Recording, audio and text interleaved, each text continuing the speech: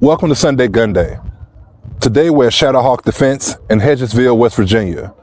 We're going to be shooting the only civilian MP7 round you can get your hands on, the 4.6x30. Nobody really shoots this round. Today we're going to figure out why. Let's get into it. First thing, what you're looking at here is the civilian lane of the MP7 round. 4.6x30 was built around a PDW idea, and most people only know it as that weird little cartridge. Once CMMG dropped it into the Banshee, it stopped being just trivia and turned into something you can actually run with familiar controls. This video is not about pretending every shooter needs 4.6x30. It is about figuring out whether there is anything here besides novelty. If it does something different on the range, that matters. Before the trigger even enters the conversation, the Banshee itself deserves credit. The Holosun makes sense on this gun. The rail wrap makes sense because this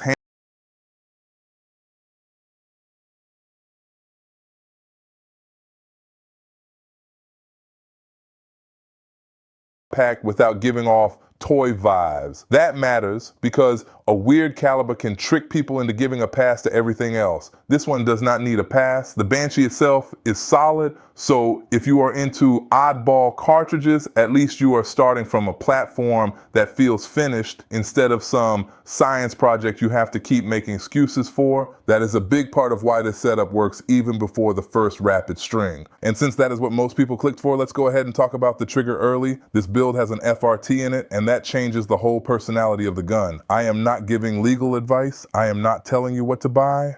And I'm not trying to turn this into some goofy hype reel. I'm telling you what it feels like in this platform. 4.6x30 is already easy to control. Add the FRT and the gun stays stupid flat through fast strings. You can hear it, you can see it, and the dot does not go wandering all over the place. That is the real appeal here. Not shock value, not internet drama, just a combination that runs a lot cleaner and a lot more comfortably than most people are going to expect the first time they watch it. At 25 yards, the big takeaway was how easy this thing is to drive. Follow-up shots come fast, the gun tracks flat, and the sight picture does not feel busy. You need to watch the gun run before you see any shot up paper. Otherwise, the targets are just spoilers. Here, the sequence stays honest. You watch the recoil, you watch the cadence, and then the target photos back it up. No loading filler, no dead air, no pretending setup footage is content, just enough shooting. And that is really what kept standing out once I started running it more. The appeal here is not just that it is different, it is how controlled it stays when you start leaning on it. The gun tracks flat, it settles fast, and nothing about it feels wild just for the sake of being wild.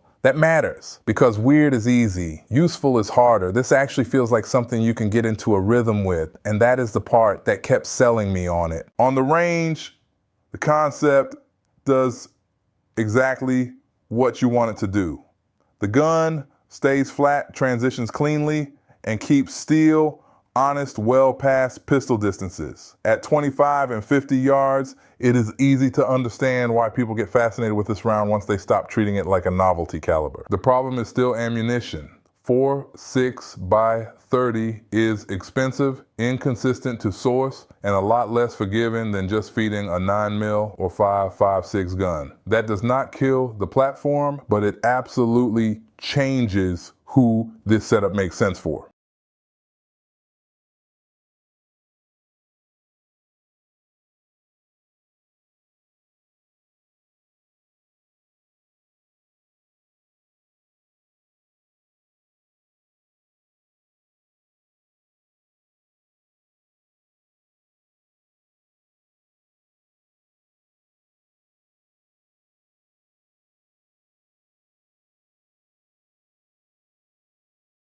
All right, so this is where I stand on the CMMG Banshee 4.6x30. It's an interesting cartridge, sure. FRT, yeah, it's the most comfortable FRT I've ever shot. And is it practical? I mean, to think about it, you might as well just shoot a 9mm.